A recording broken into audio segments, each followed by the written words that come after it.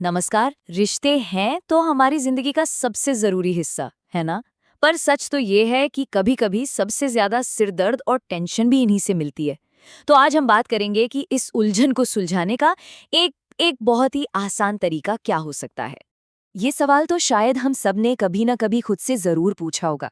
आखिर ऐसा होता क्यों है कि जिनसे हम सबसे ज्यादा प्यार करते हैं उन्हीं के साथ रिश्ते इतने कॉम्प्लिकेटेड, इतने उलझ क्यों जाते हैं। और यहीं पर पता है एक बहुत ही सरप्राइजिंग, एक हैरान करने वाला जवाब मिलता है। हमें लगता है कि प्रॉब्लम सामने वाले में है ना? पर जो सोर्स मटेरियल हम देख रहे हैं वो कहता है नहीं, प्रॉब्लम उनमें नहीं है, प्रॉब्लम कहीं और है, हमारे अंदर। तो चलिए इस बात को थोड़ा और समझते हैं। देखिए, पहला और सबसे ज़रूरी पॉइंट ये है कि रिश्तों में जो भी फाइट होती है, जो भी टकराव होता है ना, उसकी जड़ अक्सर हमारे अंदर होती है, बाहर की दुनिया में नहीं। तो फिर असली विलन कौन है? कौन है जो ये सब गड़बड़ कर रहा है? वेल, सोर्स की माने तो ये हैं हमारा ईगो, हमारा गुस्सा, हमारी एक्सपेक्टेशंस और हाँ, बात ना करना यानी कम्युनिकेशन गैप।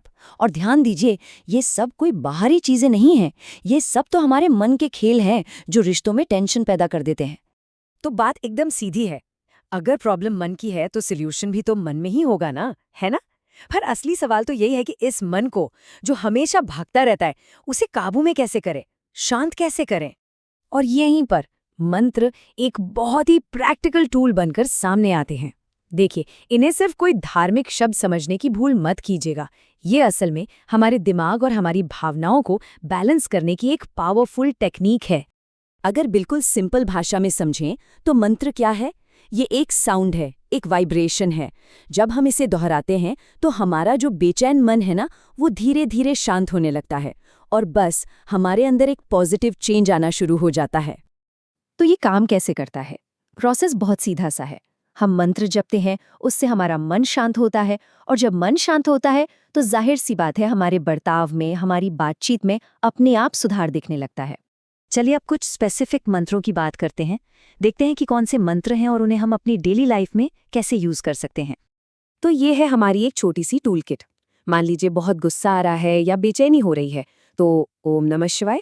घर में बहुत टेंशन का माहौल है, तो ओम शांति शांति शांति।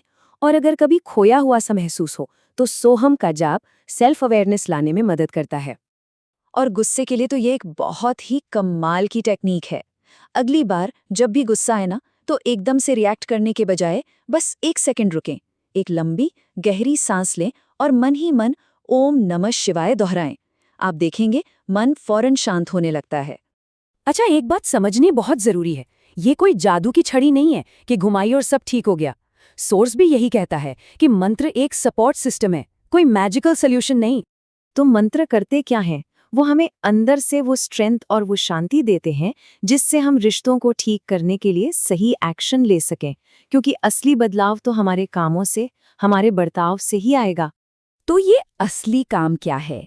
ये है एक दूसरे से ठीक से बात करना, सब्र रखना, माफ कर देना और लोगों को वैसे ही एक्सेप्ट करना जैसे वो हैं। मंत्र हमें ये सब करने की ताकत देते हैं, इन क्वालिटीज को डेवलप करने में मदद करते हैं। और ये कोट तो जैसे पूरी बात का निचोड़ है। आप दूसरों को नहीं बदलते, आप खुद को बदलते हैं और फिर सब कुछ बदल जाता है। पॉइंट ये है कि शुरुआत हमेशा खुद से करनी होती है। जब हम अंदर से बदलते हैं ना, तो बाहर की दुनिया, हमारे रिश्ते सब अपने आप बदलने लगते हैं। तो ठीक है, इतनी सारी बातें हो गईं। अब सवाल ये है कि शुरुआत कैसे करें, इस सबको एक सिंपल प्रैक्टिकल फर्स्ट स्टेप में कैसे बदले। चलिए देखते हैं पहला कदम कितना आसान है। घर में और मन में शांति लाने के लिए सोर्स एक बहुत ही सिंपल डेली प्रैक्टिस बताता है। मतलब बात बस एक छोटी सी आदत बनाने की है जो हमारे दिन में सुकून ला सकती है। तो ये रही एक बिल्कुल आसान सी शुरुआत। सुबह में बस 2 मिनट ओम शांति का जाप और शाम को 5 मिनट ओम नमः शिवाय। बस इतना ही। ये छोटा सा एफर्ट धीरे धीरे आपके अंदर और आपके घर के माहौल में एक बहुत बड़ा पॉजिटिव चेंज ला सकता है। तो बस यही सोचना है कि क्या हम अपने रिश्तों के लिए ये छोटा सा कदम उठाने के लिए तैयार हैं।